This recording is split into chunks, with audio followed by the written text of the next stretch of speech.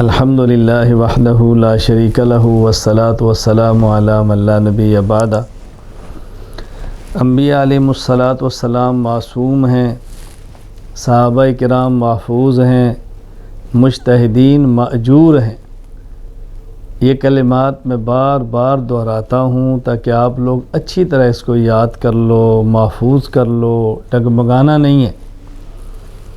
نبی معصوم عن الخطا ہے، یعنی اللہ تعالیٰ نبی کو چھوٹے اور بڑے ہر قسم کے گناہ سے بچاتے ہیں۔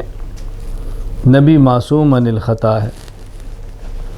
ہم نے اس عقیدے کو قرآنی دلائل سے پیش کیا، احادیث سے پیش کیا، اجماع امت سے پیش کیا، عقلی دلائل سے پیش کیا۔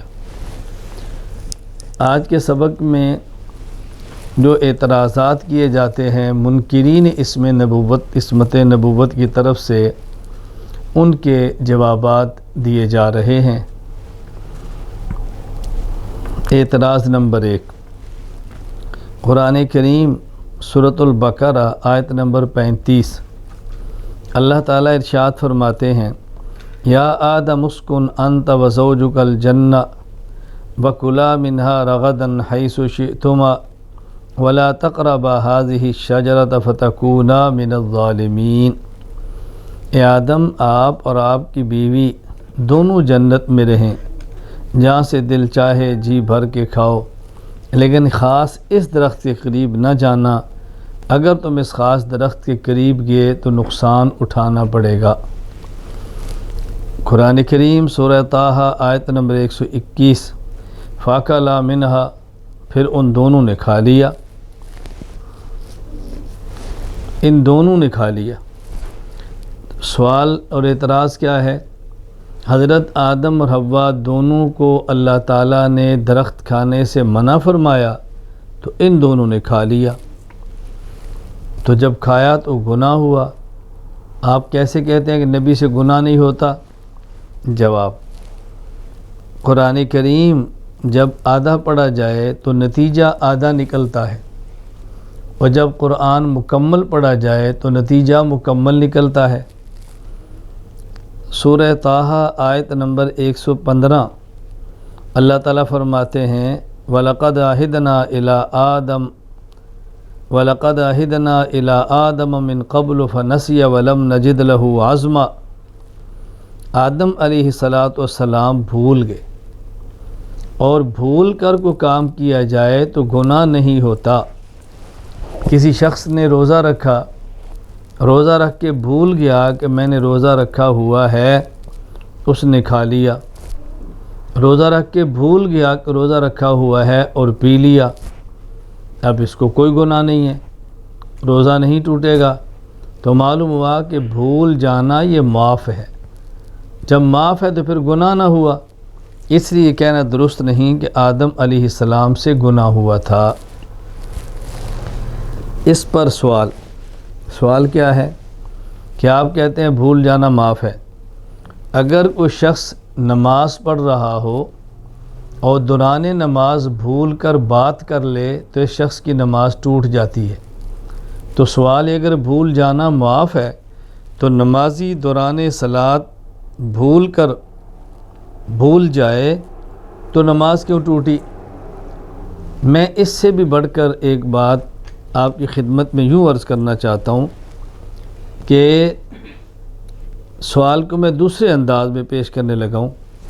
آپ نے کہا کہ آدم علیہ السلام بھول گئے، اور بھول کر کھا لینا اور پی لینا اس سے روزہ نہیں ٹوٹتا۔ سوال یہ ہے کہ جب آدم علیہ السلام بھولے ہیں اور بھول کر کھا پیا لیا ہے تو پھر حضرت آدم علیہ السلام کو ڈانٹ کیوں پڑی ہے؟ حضرت آدم کو جنت سے نکالا کیوں ہے؟ حضرت آدم اور حوا کئی سال تک مسلسل روتے کیوں رہے ہیں؟ جب بھول گئے تھے اور بھول جانا معاف ہے تو پھر ڈانٹ کی کیا ضرورت، رونے کی کیا ضرورت، معافی مانگنے کی کیا ضرورت؟ اس کا جواب سماعت فرمائیں کہ یہ جو بھول جانا ہے، کبھی بھولنے والا امتی ہے اور کبھی بھولنے والا نبی ہے۔ ان دونوں کے بھولنے میں فرق ہے۔ جس طرح ایک بھولنے والا روزے دار ہے اور ایک بھولنے والا نمازی ہے، دونوں میں فرق ہے۔ فرق کیسے؟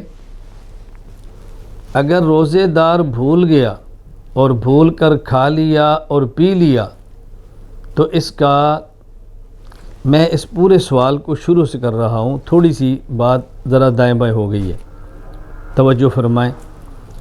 سب سے پہلے سوال کہ حضرت آدم اور حوا علیہم السلام دونوں کو اللہ تعالیٰ نے حکم دیا، اسکن انت وزوجک الجنہ وکلا منہا رغدا حیث شئتما ولا تقربا هذه الشجرۃ فتکونا من الظالمین، سورۃ البقرہ آیت نمبر 35، کہ اے آدم اور تمہاری بیوی تم دونوں جنت میں سے جہاں چاہو جو چاہو کھاؤ، لیکن خاص اس درخت کے قریب نہ جانا، اس کو نہ کھانا، اگر اس کو کھا لیا فتکونا من الظالمین تو تمہیں نقصان اٹھانا پڑے گا۔ تو صاف نظر آ رہا ہے، انہوں نے پھر کھایا، فاکلا منہا، قرآن کریم میں کھا لیا، جب کھایا تو پھر گناہ ہوا، اللہ کے حکم کو توڑ دیا۔ آپ کیسے کہتے ہیں کہ نبی سے گناہ نہیں ہوتا اور نبی اللہ تعالیٰ کے حکم کو نہیں توڑتا؟ جواب سماعت فرمائیں۔ قرآن کریم سورہ طٰہٰ آیت نمبر 115، وَلَقَدْ عَهِدْنَا إِلَىٰ آدَمَ مِن قَبْلُ فَنَسِيَ وَلَمْ نَجِدْ لَهُ عَزْمًا، اللہ فرماتے ہیں کہ آدم علیہ السلام بھول گئے تھے، بھول کر کھایا، اور بھول کر کھانا گناہ نہیں ہوتا، بھول کر کھانا گناہ نہیں ہوتا۔ جس طرح کے روزے دار بھول کر کھا لے، یاد نہ ہو میرا روزہ ہے، روزے دار بھول کر پی لے، یاد نہ ہو میرا روزہ ہے، تو گناہ نہیں ہے اور روزہ نہیں ٹوٹتا۔ اس پر اب سوال یہ ہے کہ اگر آدم علیہ السلام بھول گئے تھے، بھول کر کھایا اور بھول کر کھانا گناہ نہیں ہے، تو حضرت آدم علیہ السلام کو ڈانٹ کیوں پڑی ہے؟ جنت سے کیوں نکالا ہے؟ حضرت آدم و حوا کئی سال تک روتے کیوں رہے ہیں؟ حضرت آدم اور حوا معافیاں کیوں مانگ رہے ہیں؟ ان ساری باتوں سے معلوم ہوتا ہے کہ گناہ ہوا ہے۔ توجہ رکھنا، میں کہتا ہوں بھول جانا ایک ہے نبی کا، ایک ہے امتی کا۔ بھول جانا دو طرح کا ہوتا ہے، ایک ہے بھول جانا روزے دار کا، اور ایک ہے بھول جانا نمازی کا۔ نمازی اور روزے دار کا بھول جانا سمجھ آ جائے تو نبی اور امتی کا بھول جانا سمجھ آ جائے۔ دونوں کے سمجھنے میں کتنا فرق ہے؟ روزے دار بھول گیا کہ میرا روزہ ہے، کھا لیا، بھول گیا میرا روزہ ہے، پی لیا، روزہ بھی نہیں ٹوٹے گا اور ڈانٹ بھی نہیں ہے۔ نمازی نماز پڑھ رہا تھا تو بھول کر بات کر لی، نماز ٹوٹ گئی، گناہ نہیں ہے۔ اب دیکھو روزے دار کا بھول جانا اور ہے اور نمازی کا بھول جانا اور ہے۔ روزے دار اور نمازی کے بھول جانے میں فرق ہے، اسی طرح نبی اور امتی کے بھول جانے میں بھی فرق ہے۔ نبی اور امتی کے بھول جانے میں کیا فرق ہے؟ توجہ سے بات سمجھیں، دو فرق۔ پہلا فرق کیا ہے؟ جب کسی شخص کے ذمے ایک کام ہو اور وہ اس کو بھول جائے، گناہ نہیں ہوتا، ڈانٹ پڑ جاتی ہے۔ اور اگر کسی شخص کے ذمے کئی کام ہوں، ان میں سے ایک کام بھول جائے تو گناہ نہیں ہوتا اور ڈانٹ نہیں پڑتی۔ اب دیکھیں، ایک شخص کو والد یا والدہ دکان پہ بیچتے ہیں، دکان پہ کیسے بیچتے ہیں؟ میں مثال دیا کرتا ہوں، بھی ہم جیسا کوئی دیہاتی مہمان آ جائے اور وہ آ کر کہے یہ سمجھ نہیں آنا، اگر دیہاتی مہمان ہم جیسا آ جائے اور میزبان پوچھے کیا کھانا ہے، کوئی جی ہم جو بھی کھائیں گے چٹنی ساتھ ہونی چاہیے۔ اب گھر سے گھر والوں نے 200 روپیہ دیا اور بچے کو بھیجا چٹنی کا سامان لینے کے لیے، بیٹا پودینہ لاؤ، دھنیا لاؤ، ہری مرچ لاؤ، ادرک لاؤ، پیاز لاؤ، ٹماٹر لاؤ، تھوڑا دہی لاؤ، رائتا لاؤ، 10 چیزیں کہہ دی۔ بچہ چلا گیا، واپس آیا، شاپنگ بیگ کھولا، اس میں پودینہ نہیں ہے۔ اب اگر اس کو والد ڈانٹ دے تو پودینہ کیوں نہیں لایا، تو مہمان کہے گا 10 چیزیں اس کی ذمہ تھی، اگر ایک بھول گیا تو کون سی قیامت آ گئی ہے، کیا ضرورت ہے ڈانٹنے کی، ویسے کو بیچا پودینہ لے آؤ۔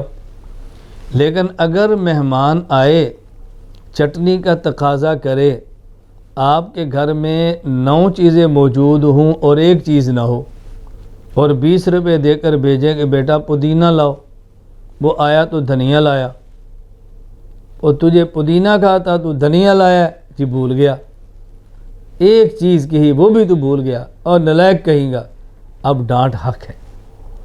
اگر کسی کے ذمے 10 کام ہوں اور ایک بھول جائے تو گناہ نہیں، ڈانٹ بھی نہیں۔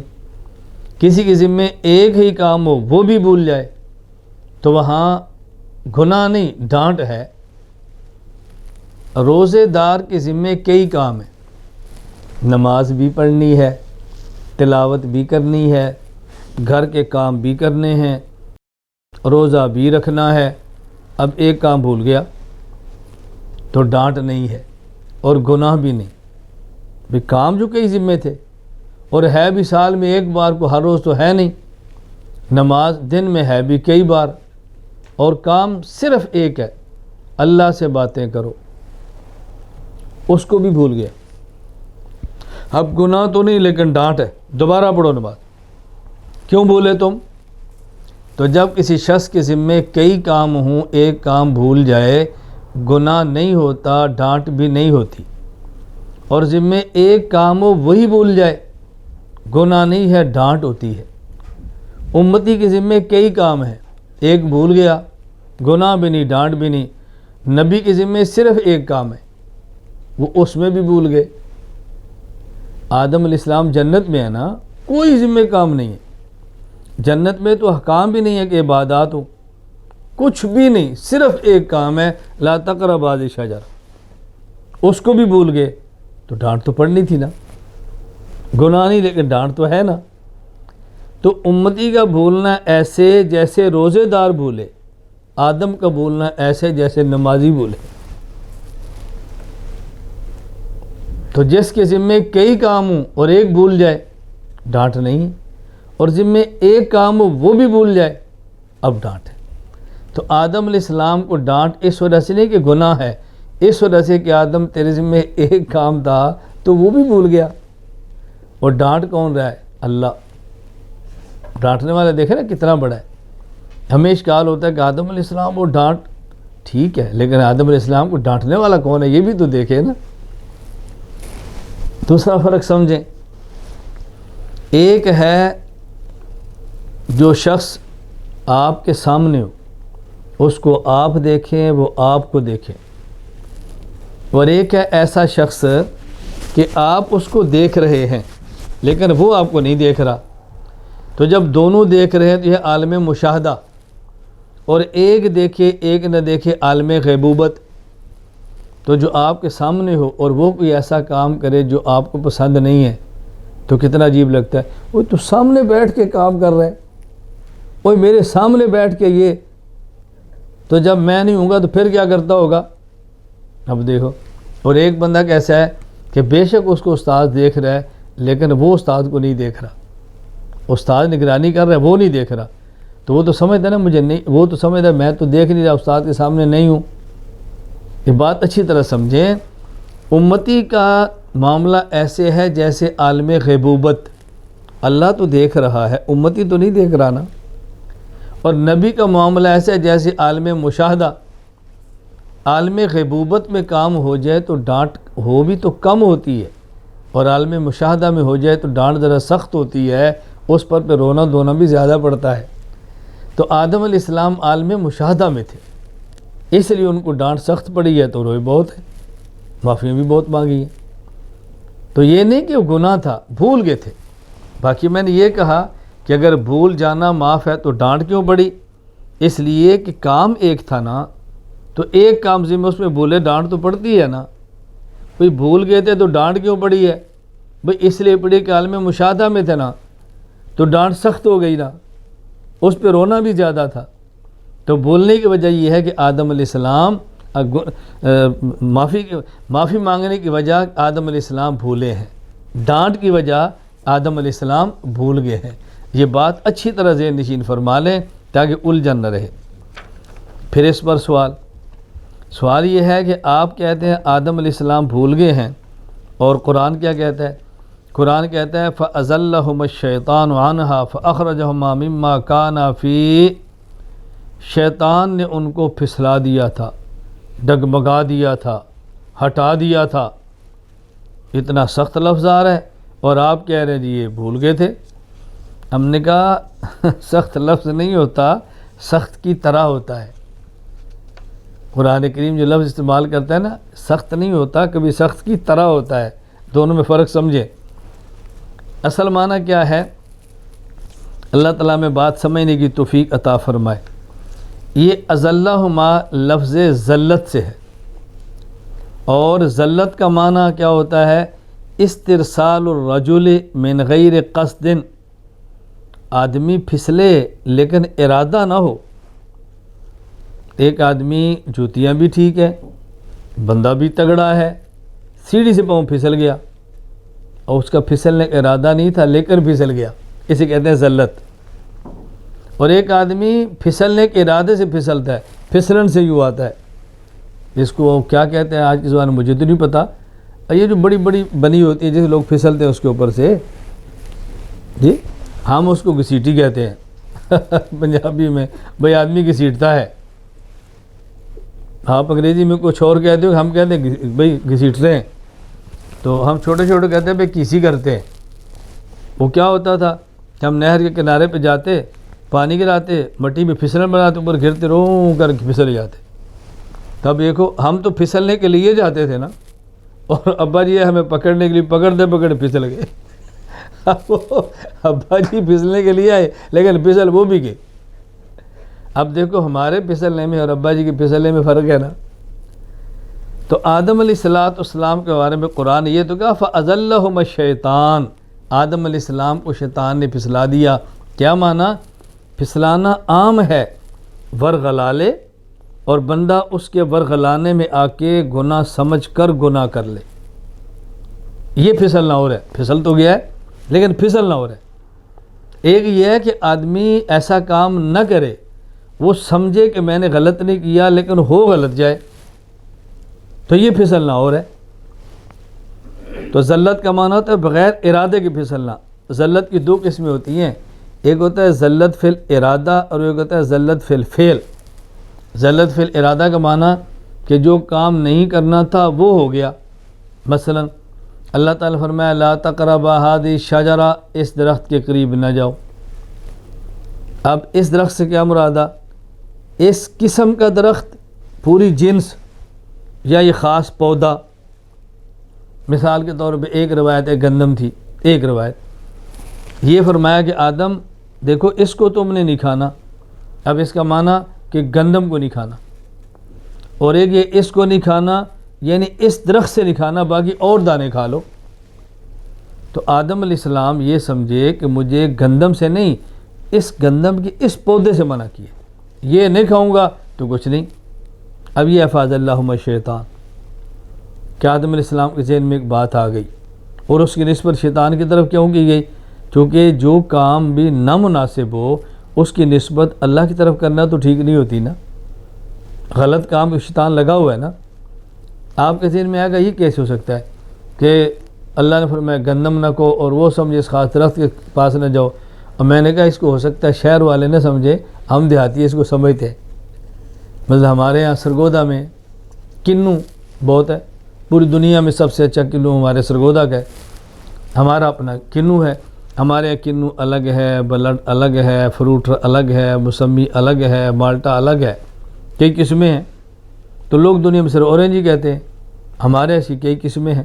میں بلکہ کبھی بس اوقات مزاح میں کہتا ہوں، میں کہتا ہوں بھی ہم کنو کے اسپیشلسٹ ہمارے سامنے رکھ دو اور پھر پوچھو کہ کھٹا ہے یا میٹھا، ہم بغیر کھولے بتا دیں کھٹا ہے یا میٹھا۔ اس کی وجہ علم غیب نہیں، اس کی وجہ تجربہ۔ جس طرح ڈاکٹر آنکھ دے کر کہتا ہے نا یہ رکان ہے، ہم بھی کنوں کو چھلکا دے کر بتاتے ہیں میٹھا یا کھٹا ہے، ذوق ہے ہمارا۔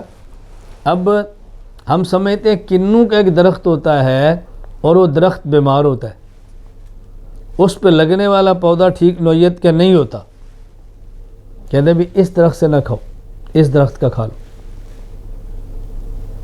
تو ہوا نا جی ایک درخت، تو آدم علیہ السلام سمجھے بھی اس سے منع کیا ہے، یعنی اس کو نہیں کھانا، یہ میرے لیے نقصان دہ ہے۔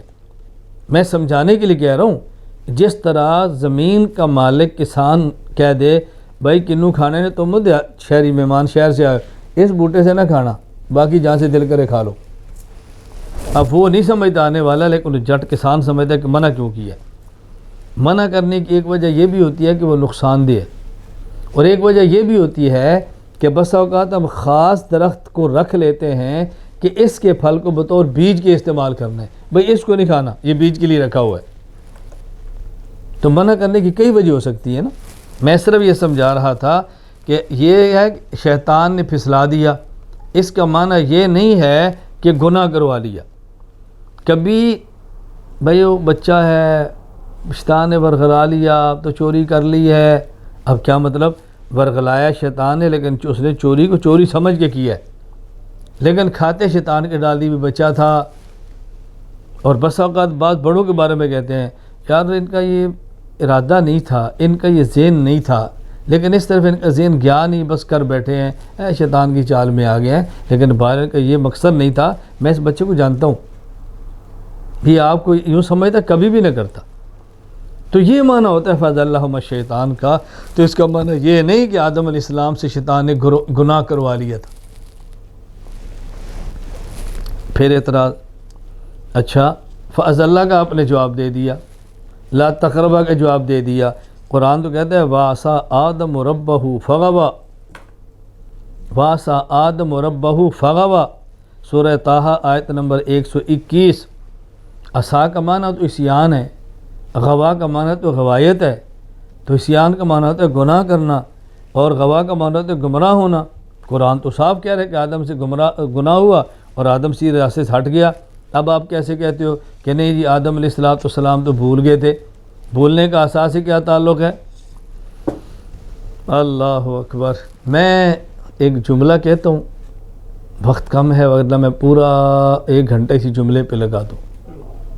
تو میں کہتا ہوں کہ دیکھو ایک لفظ کا ایک نہیں کبھی معنی 2 ہوتے ہیں، تو مطلب بھی 2 ہوتے ہیں، اور بعض لوگ ایک لفظ کا ایک ہی معنی جانتے ہیں تو ان کا دوسرا مطلب ہوتا ہی نہیں۔ دیوبند والے ایک لفظ کے سارے معنی جانتے ہیں، اس لیے سارے مفہوم بھی جانتے ہیں۔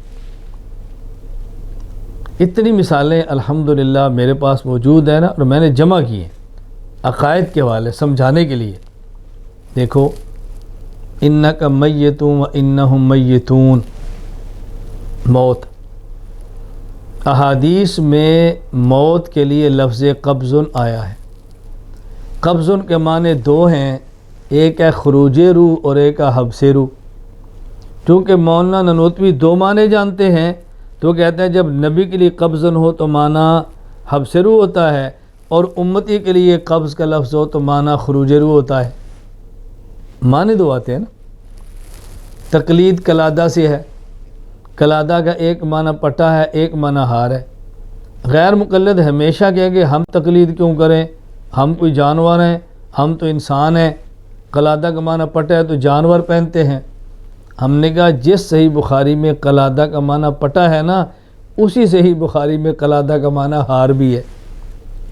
حضرت عائشہ رضی اللہ تعالیٰ عنہ رسول اللہ صلی اللہ علیہ وسلم کے ساتھ جب غزوہ میں گئی، اپنی بہن اسما رضی اللہ تعالیٰ عنہ کا ہار لے کر گئی پہننے کے لیے، اور لفظ کلادہ ہے، فاستعارت قلادۃ من اسماء۔ اب دیکھو غیر مقلدین کے کلادہ کا معنی ایک ہے نا، تو لڑ رہے ہیں۔ ہم کلادہ کے معنی 2 جانتے ہیں کہ جب جانور کے گلے میں ڈالیں تو پھر پھٹا ہوتا ہے، اور جب انسان کے گلے میں آ جائے تو ہار ہوتا ہے۔ بہت ساری ایسی مثالیں ہیں، میں تو ایک عقیدے پر مثال پیش کروں نا، بھئی الجھنیں کہاں سے ہو رہی الجھنیں؟ میں صرف یہاں پہ کہہ رہا ہوں یہ بات اچھی طرح سمجھ لیں۔ وَعَصَىٰ آدم، یا 2 لفظ ہیں، نمبر 1 عصا، نمبر 2 غوا۔ عصا عصیان سے ہے، اور عصیان کا معنی ہمیشہ نافرمانی نہیں ہوتا۔ کبھی عصیان کا معنی نافرمانی اور گناہ ہوتا ہے جب جان بوجھ کر کیا جائے، اور کبھی عصیان کا معنی گناہ نہیں ہوتا بلکہ عصیان سے مراد ذلتن ہوتا ہے۔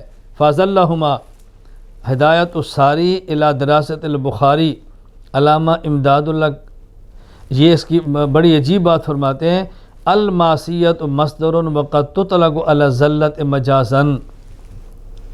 تو عصا عصیان سے ہے، اس کا معنی ہمیشہ گناہ نہیں، کبھی اس کا معنی نافرمانی گناہ ہوتا ہے اور کبھی اس کا معنی ذلتن ہوتا ہے، چوک جانا۔ گناہ کر جانا اور ہوتا ہے اور چوک جانا اور ہوتا ہے۔ تو یہ اس کا معنی گناہ کرنا نہیں، چوک گئے ہیں۔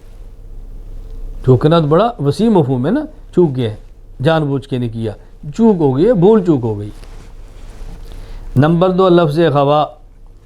اب دیکھو غوا غوایتن سے ہے، اور غوایت کا معنی ہمیشہ گناہ نہیں ہوتا، کبھی غوایتن کا معنی ہمیشہ گمراہ نہیں ہوتا، کبھی غوایتن کا معنی ہوتا ہے گمراہ ہونا، اور کبھی غوایتن کا معنی ہوتا ہے بندے کی زندگی کا تلخ ہو جانا، عیش ختم ہو جانا، خوشیاں ختم ہونا، تکلیف میں آ جانا۔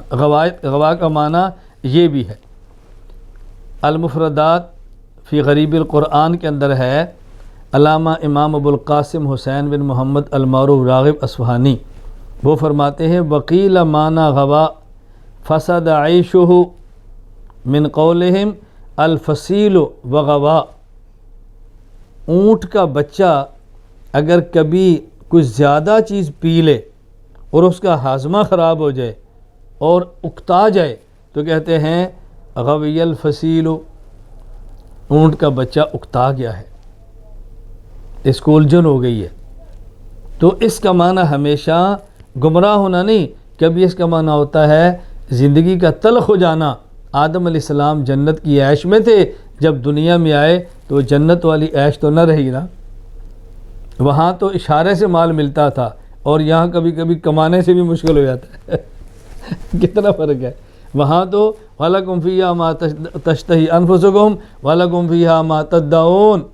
بٹیر دیکھا اور دل میں خیال ہے کہ اس کو کھانا چاہیے، بھنا ہوا آ گیا، اور یہاں کبھی بٹیر کے پیچھے دوڑتے رہتے پھر بھی قابو نہیں آتا۔ تو فرق ہے نا دنیا اور جنت میں۔ تو اس کا معنی صرف گمراہ ہونا نہیں ہے، بلکہ جنت والی عیش ختم ہوگی، زندگی تھوڑی سی مشکل ہوگی، تلخ ہوگی، تشقہ۔ بعض لوگ اس پر سوال کرتے ہیں کہ نہیں، یہ کہنا ٹھیک نہیں ہے، یہ کہنا ٹھیک نہیں ہے۔ کیوں؟ اس لیے کہ قرآن کریم میں غوا یہ با فتح سے ہے، فتح یفتح ہو، یہ غوا با فتح سے ہے، اور جو محاورہ ہے نا غوی الفصیل، یہ باب سامعہ سے ہے۔ جب باب سامعہ سے ہو تو اس کا معنی میں وسعت ہے، یعنی باب سامعہ ہو تو اس کا معنی ہوتا ہے زندگی کا تلخ ہو جانا، اور جب باب فتح سے ہو تو اس کا معنی زندگی کا تلخ ہونا نہیں ہے بلکہ اس کا معنی ہوتا ہے گمراہ ہونا۔ تو آپ کی بات ٹھیک نہیں ہے۔ جواب سنیں، ہم نے کہا عرب کے قبائل میں سے ایک قبیلہ ہے بنو طے۔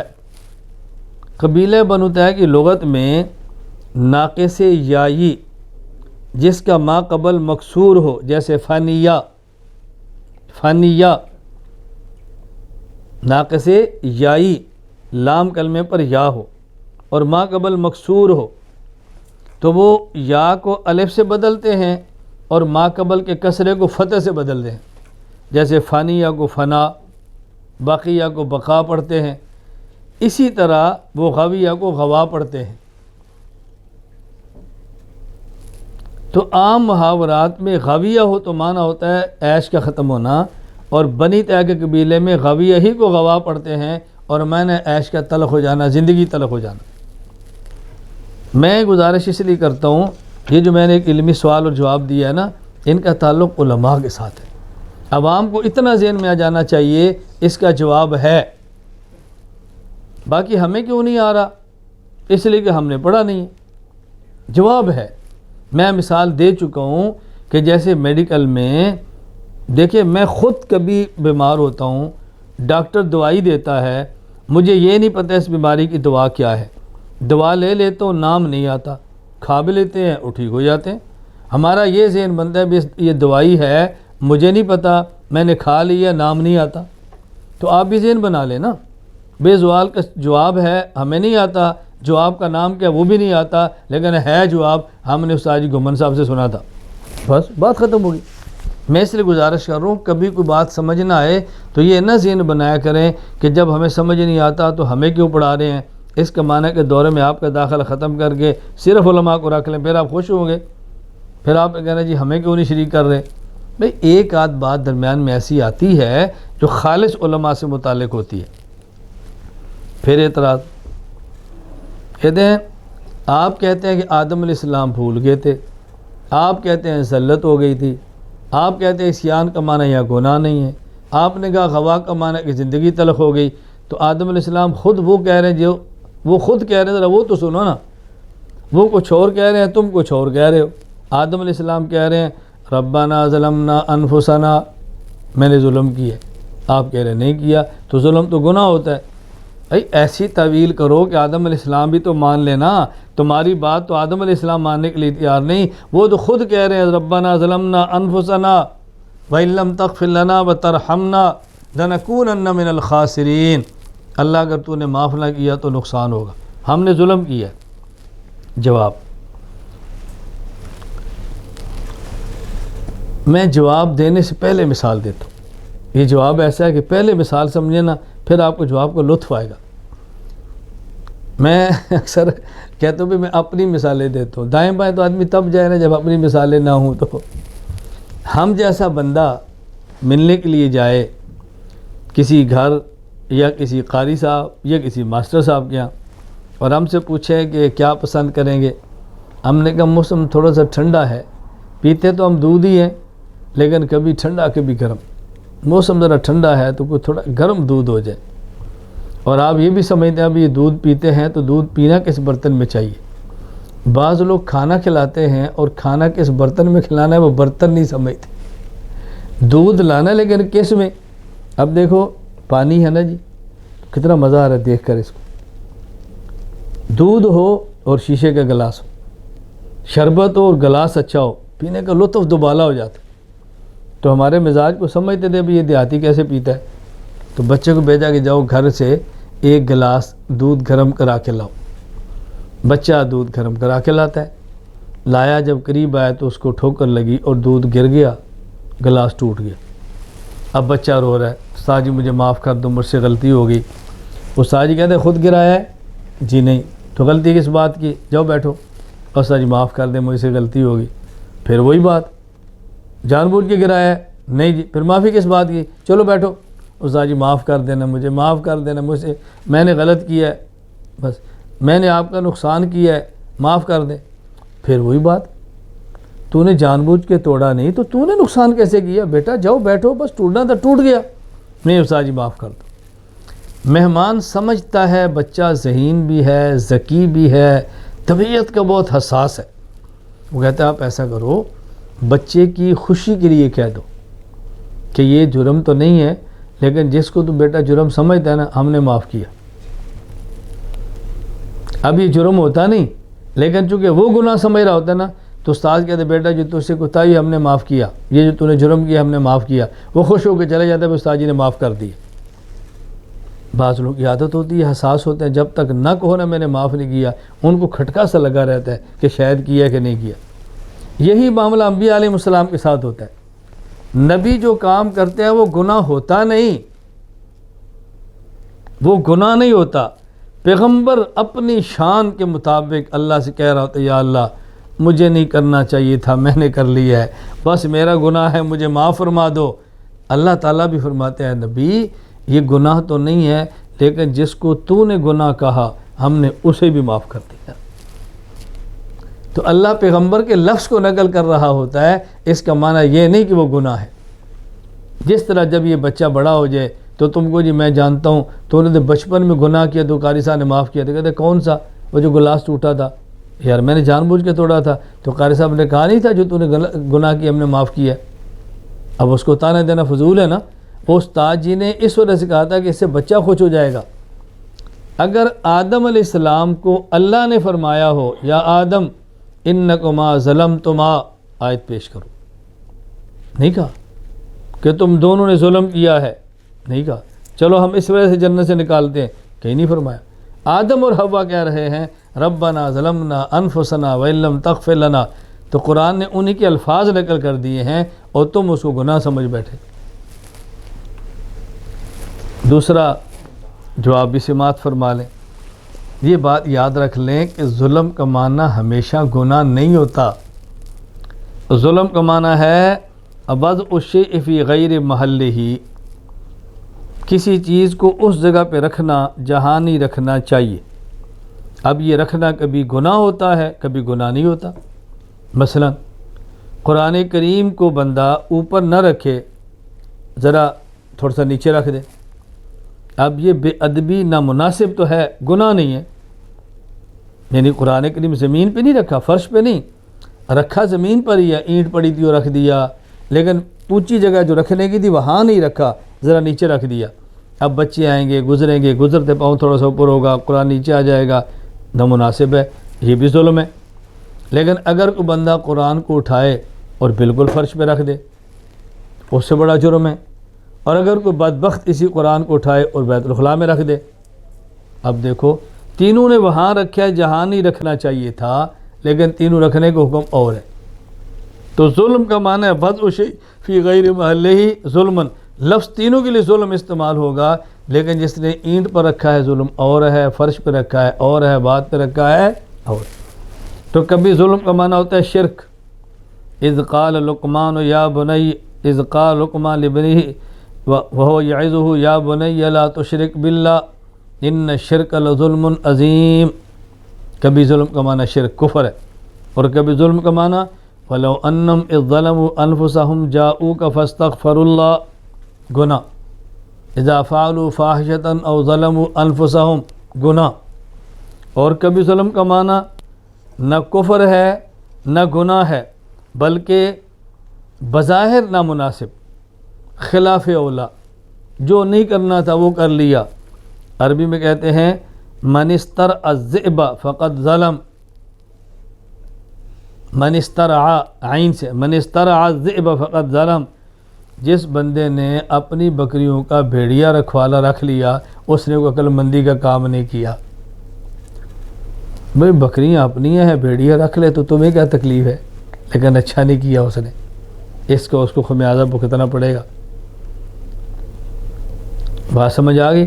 اب دیکھو لفظ ظلم ہے نا، ایک جگہ ظلم کا معنی کفر ہے، ایک جگہ ظلم کا معنی گناہ ہے، اور ایک جگہ ظلم کا معنی جو نہیں کرنا چاہیے وہ کر لیا۔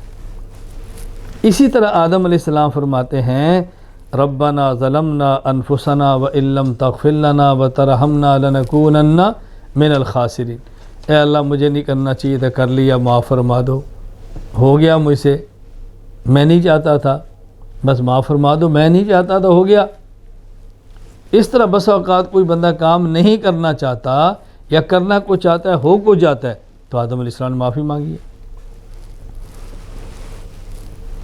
حضرت آدم علیہ السلام کی ذات کے حوالے سے دیکھو، ہم سب کے باپ آدم ہیں، اور مظلوم کتنے ہیں، اولاد ہی اپنے باپ پر انگلیاں اٹھا رہی ہے۔ کیسی اولاد ہے، کوئی نالائق ہونے کی بھی انتہا ہوتی ہے۔ یعنی اولاد اپنے باپ پہ انگلیاں اٹھا رہی کہ ہمارے باپ نے غلط کیا تو یہ غلط کیا تو یہ غلط کیا، لیکن ہم اللہ کا شکر ادا کرتے ہیں اگر کسی بدبخت نے انگلی اٹھائی ہے تو کچھ نیک بخت انگلیاں نیچے کرنے والے بھی ہیں۔ کسی بدبخت نے باپ پر اعتراض کیا ہے تو کچھ نیک بخت الحمدللہ باپ کی صفائی والے بھی ہیں۔ اللہ کا احسان ہے، اللہ کا کرم ہے۔ اللہ نے ہمیں اپنے باپ پر انگلیاں اٹھانے والا نہیں، اٹھی ہوئی انگلیوں کو نیچے گرانے والا بنایا ہے۔ اللہ نے ہمیں اپنے والد پر اعتراض کرنے والا نہیں، اعتراض کرنے والوں کو جواب دینے والا بنایا ہے۔ قرآن کریم میں ہے هو الذی خلقکم من نفس واحدہ وجعل منها زوجها لیسکن الیہا، مکمل آیت، سورۃ الاعراف آیت نمبر 189 اور 190۔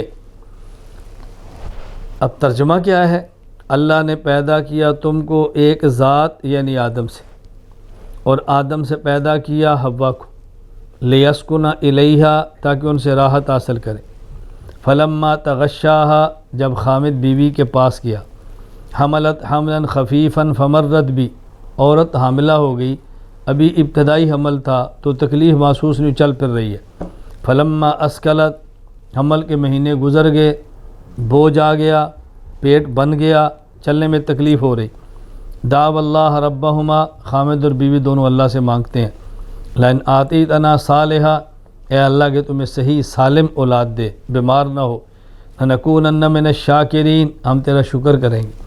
فلما آتاہما صالحا جب اللہ نے اولاد دی اور صحیح سالم دی، جعلا لہ شرکاء فیما آتاہما تو ان نے اللہ کی بجائے شرک کرنا شروع کر دیا۔ فتعالی اللہ عما یشرکون اللہ تعالیٰ ان کی شرک سے بلند و بالا ہیں، شرک کر کے اپنا نقصان کریں گے، اللہ کا کوئی نقصان نہیں۔ اب اس سے اعتراض کیا ہو رہا ہے؟ بظاہر یہ سمجھ آ رہا ہے کہ اللہ نے آدم سے ان کی بیوی کو پیدا کیا، اور جب آدم اور حوا دونوں آپس میں ملے، حوا حمل کے ساتھ امید کے ساتھ ہو گئیں، آدم اور حوا نے دعا کی یا اللہ اگر اولاد ٹھیک ہو تیرا شکر کریں گے، ٹھیک صحیح سالم اولاد پیدا ہو گئی، تو بجائے شکر کے دونوں شرک کر دیا۔ تو دیکھو آدم علیہ السلام تو خود شرک کر رہے ہیں، بظاہر کتنا مضبوط اعتراض ہے۔ یہ بات توجہ سے سمجھنا۔ دیکھو اللہ تعالیٰ نے اللہ تعالیٰ نے جو بات فرمائی ہے پہلے اچھی طرح سمجھ لیں۔ یہاں کیا ہے؟ من نفس واحدہ مراد آدم، پیدا کی ان کی بیوی مراد حوا۔ نمبر 2 فلما تغشاہا جب یہ اپنی بیوی کے پاس گئے، یہ آدم اور حوا نہیں ہے، یہ اللہ نے عمومی ایک بات فرمائی ہے کہ تم سب کے باپ آدم، تم سب کی والدہ حوا، تمہارا والد تمہاری ماں ایک ہے، وہ نیک تھے، آدم نبی ہیں، بیوی ولیہ ہیں، اللہ کے شکر کرتے والے تھے، اور بعد والوں نے کیا کیا؟ فلما تغشاہا بعد والوں نے کیا کیا؟ فلما تغشاہا شوہر بیوی سے ملے، اولاد کی امید لگ جائے اور دعائیں مانگتے ہیں اللہ اولاد دے، تیرا شکر کریں گے، جب مل جاتی ہے تو پیرا دیتا، غوث بخش، اب نام ہی بدل دیے، نذرانے فلاں قبر پہ، یہ جو بال ہے چٹیا یہ فلاں مزار پہ کٹوائی جا رہی ہے، دل کے نیچے سے گزریں گے شکرانے کے طور پہ۔ تو اس کا تعلق آدم حوا سے نہیں ہے، اس کا تعلق بعد والے شوہر اور بیوی سے ہے۔ صرف اتنا بتایا ہے کہ تم سب کو آدم اور حوا سے پیدا کیا، اور بعد میں تم لوگوں نے کیا کرنا شروع کیا؟ تم اپنے کرتوت دیکھو، اس کا تعلق آدم اور حوا کے ساتھ نہیں ہے۔ ذرا اس پہ قرائن سنیں، دلائل کہ یہ بات میں کیوں کہہ رہا ہوں۔ ہم کہتے ہیں پہلے یہ دیکھیں کہ جتنے الفاظ سیاق اور سباق آگے اور پیچھے، قرآن کریم آگے اور پیچھے، اس سے پچھلی آیات کیا ہیں؟ والذین کذبوا بآیاتنا سنستدرجهم من حیث لا یعلمون، یہ جو کفار اللہ کو جھٹلاتے ہیں نا، ہم ان کو ڈھیل دے رہے ہیں، کفار، واملی لہم ڈھیل دے رہے ہیں۔ اولم یتفکروا کیا غور نہیں کرتے، سوچتے نہیں؟ اولم ينظروا فی ملکوت السماوات والارض آسمان و زمین پہ غور نہیں کرتے؟ من یضلل اللہ فلا ہادی له ویذرهم فی طغیانہم یعمہون، گمراہی میں پریشان پھر رہے ہیں۔ یسألونک عن الساعۃ پوچھتے ہیں قیامت کب آئے گی۔ اب دیکھو یہ سارا جو پیچھے ذکر ہے نا کفار اور مشرکین کا ہے، اور اس آیت کے بعد آگے اللہ کیا فرما رہے ہیں؟ آگے نہیں، اسی آیت کا خاتمہ کہاں پہ ہو رہا ہے؟ فتعالی اللہ عما یشرکون، آدم اور حوا تو دو ہیں، یشرکون جمع کہاں سے آ گیا؟ کہنا چاہیے تھا نا فتعالی اللہ عما یشرکان، یشرکان ہی یشرکون فرمایا۔ معلوم ہوا کہ اس آیت میں ان کا ذکر ہو رہا ہے جن کا اس آیت سے پہلے تھا، وہ بھی مشرک تھے، یہ بھی مشرک ہیں، درمیان میں صرف اتنی بات بتائی کہ تم سب کے والد آدم ہے، ماں حوا ہے، وہ مشرک نہیں تھے، یہ تم نے کیا شروع کر دیا؟ یہ تم نے کیا شروع کر دیا؟ درمیان میں ذکر اس لیے ان کا کیا ہے، اپنے باپ کو دیکھو، اپنی ماں کو دیکھو۔ ہم اپنے معاشرے میں نہیں کہتے او بیٹا تو یہی دیکھ لیتا تیرا باپ کون ہے، او تو یہی دیکھ لیتا تیری ماں کون ہے، او تو کس خاندان کا ہے، اور تو نے کیا کہنا شروع کر دیا ہے، تو نے کیا کرنا شروع کر دیا ہے۔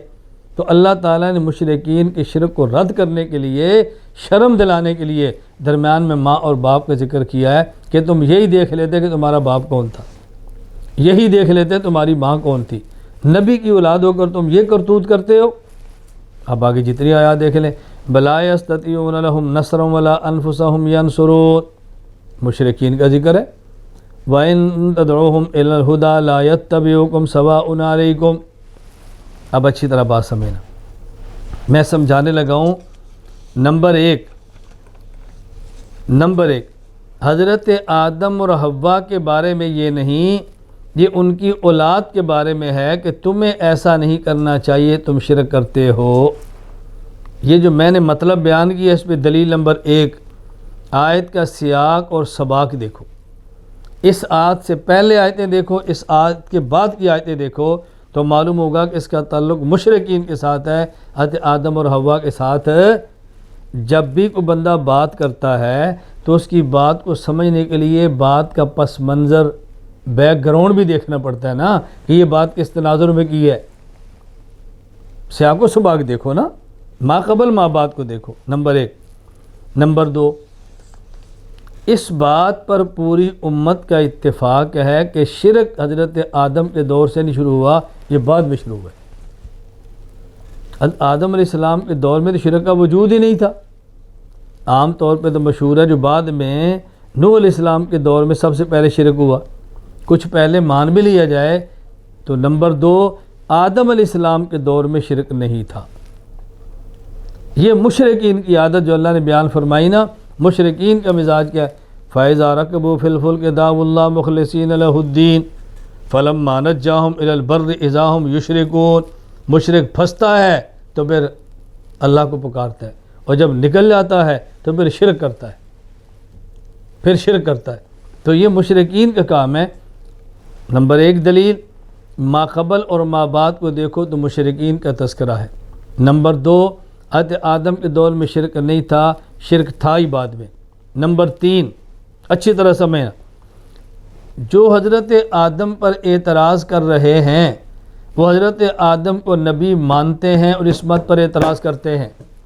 توجہ رکھنا، آپ نبی کے بارے میں یہ تو کہہ لیں معصوم نہیں تھا، یہ تو نہیں کہہ سکتے کہ نبی مسلمان ہی نہیں تھا۔ بات سمجھ آ رہی؟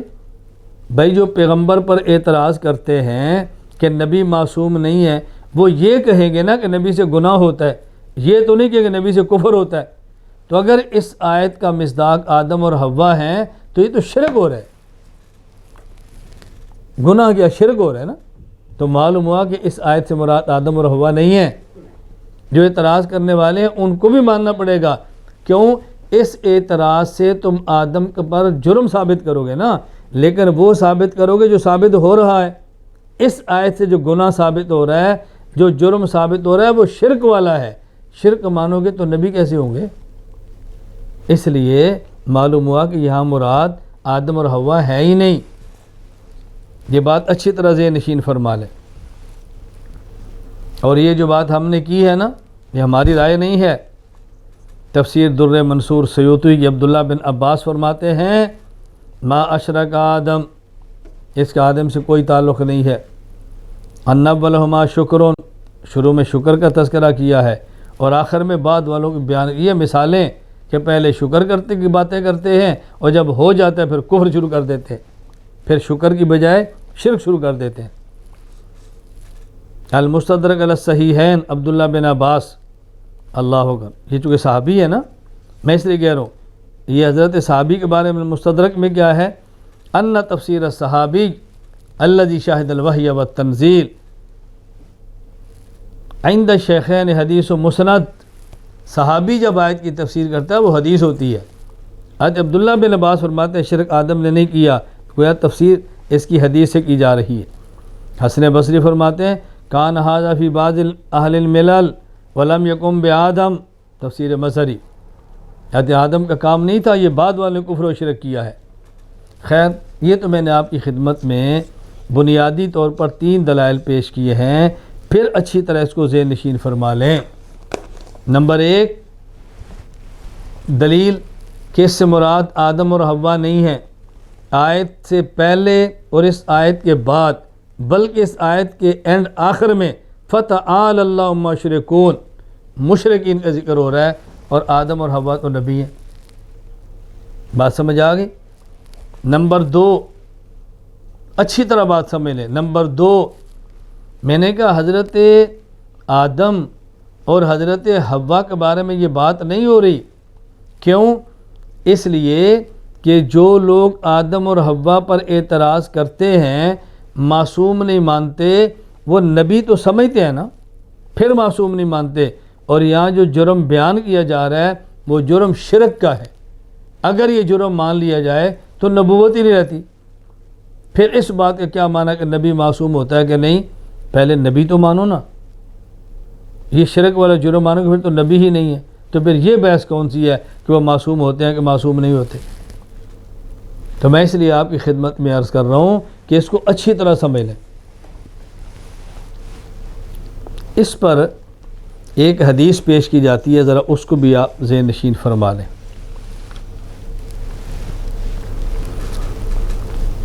سنن ترمذی کی روایت پیش کرتے ہیں کہ حضرت سمرہ کہتے ہیں نبی پاک صلی اللہ علیہ وسلم نے فرمایا لما حملت حوا طاف بها ابلیس وکان لا یعیش لها ولد فقال سمیہ عبد الحارث فسمته عبد الحارث فعاش وکان ذلک من وحی شیطان و امری۔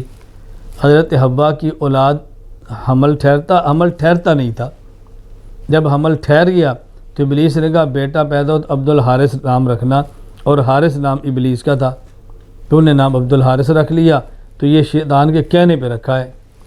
اب جواب اچھی طرح سمجھیں۔ پہلی بات یہ ہے کہ اس حدیث کے بارے میں محدثین کی رائے کیا ہے۔ حضرت امام احمد بن حنبل فرماتے ہیں اس میں راوی ہے عمر بن ابراہیم، جو قتادہ سے روایت کرتا ہے اور روایت کرنے میں منفرد ہے، اکیلا ہے۔ فرمایا ویروی ان قتادہ احادیث مناکیر، منکر حدیثیں پیش کرتا ہے۔ امام ابو حاتم محمد بن ادریس الرازی کہتے ہیں یکتب حدیث بلا یحتج بہ الجرح والتعدیل، اس کی حدیث لکھ لیں گے، عمل نہیں کریں گے، مت مانو۔ امام محمد بن حبان فرماتے ہیں کان مما ینفرد عن قتادہ بما لا یشبہ حدیث، یہ جو ایسی روایتیں بیان کرتا ہے جو دوسروں کے مطابق نہیں، میں مناسب نہیں سمجھتا بطور دلیل کہ اس کو پیش کیا جائے۔ اچھی طرح بات سمجھنا۔ حافظ عبداللہ بن عدی فرماتے ہیں یروی ان قتادہ اشیاء لا یوافق علیہ الکامل فی الضعفاء، یہ قتادہ سے ایسی باتیں کرتا ہے جس کی موافقت نہیں کی جا سکتی۔ ابن حجر اسقلانی فرماتے ہیں صدوق فی حدیث ہی ان قتادہ ضعیف تقریب التہذیب، اس کی باقی روایتوں میں تو سچ بولتا ہے، لیکن جو قتادہ سے نقل کرتا ہے اس کے اندر یہ ضعیف ہے۔ ابن حجر اسقلانی فرماتے ہیں میں نے اس لیے گزارش کی ہے کہ روایت قابل قبول نہیں، اور ایک اور بات اچھی طرح سمجھیں کہ یہ روایت قابل قبول ہے ہی نہیں، بن ہی نہیں سکتی۔ کیوں نہیں بن سکتی؟ بھائی بات اچھی طرح سمجھیں، یہ روایت تو تب قابل قبول ہونا جب اس وقت شرک ہو، اس وقت تو شرک تھا ہی نہیں، شرک آیا ہی بعد میں ہے، حضرت نوح علیہ السلام کے دور میں، تو پھر اگر اس کو مان لیے جائے تو شرک اس دور کی ہوگی نا، یہ تو باقی روایات کے خلاف ہو جائیں گی، اس لیے روایت ناقابل اعتبار ہے، اس سے استدلال کرنا ٹھیک نہیں ہے۔ یہاں میں بات کہنا چاہتا ہوں سمجھانے کے لیے، دیکھیں اللہ پاک نے فرمایا وَالَّذِي خَلَقَكُم مِّن نَّفْسٍ وَاحِدَةٍ وَجَعَلَ مِنْهَا زَوْجَهَا لِيَسْكُنَ إِلَيْهَا، اللہ تعالیٰ نے بیوی اس لیے پیدا کی ہے کہ شوہر بیوی سے راحت حاصل کرے۔ مطلب کیا؟ انی جاعل فی الارض خلیفہ، اللہ تعالیٰ نے نظام چلانے کے لیے مرد کو پیدا کی ہے، کام کرنا عورت کے ذمے نہیں، کام کرنا مرد کے ذمے ہے۔ خلیفۃ اللہ عورت نہیں، خلیفۃ اللہ مرد ہے۔ اس مرد نے مملکت کے امور، اس مرد نے سارے کام کرنے ہیں دینی یا دنیاوی، عورت نے کیا کرنا ہے؟ لیسکن الیہا، اس مرد کی راحت کا ذریعہ بننا ہے تاکہ یہ کام اچھی طرح کرے۔ اور ہم نے سمجھا کہ عورت کام کرنے کے لیے، عورت کام کرنے کے لیے نہیں ہے، عورت مرد کی راحت کے لیے ہے اور مرد کو سنبھالنے کے لیے ہے۔ آدم علیہ السلام کو اللہ نے پیدا فرمایا تھا کہ تم نے کام کرنا ہے، آدم علیہ السلام کے لیے حوا کو پیدا کیا، تم نے ان سے راحت حاصل کرنی ہے۔ تو عورت کا وجود مرد کو راحت دینا ہے اور مرد کا وجود دنیا میں کام کرنا ہے۔ کام کی ذمہ داری مردوں کی ہے، عورتوں کی ذمہ داری گھر کی ہے۔ حضرت علی کو حضور نے فرمایا تم باہر کے کام کرو، فاطمہ تم گھر کے کام کرو۔ اب عورتیں باہر دوڑتی ہیں، میں نے کام کرنا ہے۔ بھی کیوں کرنا ہے کام تم نے؟ جب یہ بیٹی ہے تو باپ کے ذمے ہے، اور جب یہ بیوی ہے تو شوہر کے ذمے ہے، اور جب یہ ماں ہے تو بیٹے کے ذمے ہے۔ کتنا اللہ نے شفقت کا معاملہ فرمایا ہے۔ تم خود کو مشقت میں کیوں ڈالتی ہو؟ تم اپنے آپ کو کاموں میں نہ ڈالو، اللہ کی عبادت میں لگاؤ۔ اور خامند کی خدمت، بیٹوں کو سنبھالنا، گھر کی حفاظت کرنا، یہ عورت کی بہت بڑی عبادت ہے۔ یہ بات اچھی طرح ذہن نشین فرما لیں۔ یہاں میں بطور لطیفہ کی ایک بات عرض کرتا ہوں۔ مجھے ایک مولوی صاحب نے سوال کیا کہ مولانا صاحب آپ کی تو ماشاءاللہ ایک نہیں کئی بیویاں ہیں۔ میں نے کہا پھر؟ تو مجھے کہنے لگا یہ بتائیں وہ آپ سے خوش ہیں؟ لوگ سوال کرتے ہیں نا، آپ کی بیویاں آپ سے خوش ہیں؟ میں نے کہا یار آپ ناراض نہ ہوں، مجھے آپ کو مولوی کہتے اچھا نہیں لگ رہا، شرم آ رہی ہے۔ مجھے کہتے ہیں کیوں؟ میں نے کہا تمہیں سوال کرنا نہیں آتا، مولوی کا کام ہے جواب دینا، وہ جس کو سوال کرنا ہی نہ آئے وہ جواب کیا دے گا؟ جی میں نے غلط کیا ہے۔ میں نے کہا قرآن کریم میں ہے کہ دیکھو وَمِنْ آیَاتِهِ أَنْ خَلَقَ لَكُم مِّنْ أَنفُسِكُمْ أَزْوَاجًا لِتَسْكُنُوا إِلَيْهَا، یہاں دیکھو لِيَسْكُنَ إِلَيْهَا، عورت اس لیے پیدا کی ہے کہ تم اس سے سکون حاصل کرو، خوش ہو۔ میں نے کہا میں نے شادیاں اس لیے نہیں کی کہ وہ خوش ہو، میں نے اس لیے کیا کہ میں خوش ہوں۔ اور تو پوچھتا جی وہ خوش ہے کہ نہیں؟ یار دنیا میں جو بندہ بھی شادی کرتا ہے بھی کیوں کی ہے؟ اپنی راحت کے لیے، اپنی خوشی کے لیے۔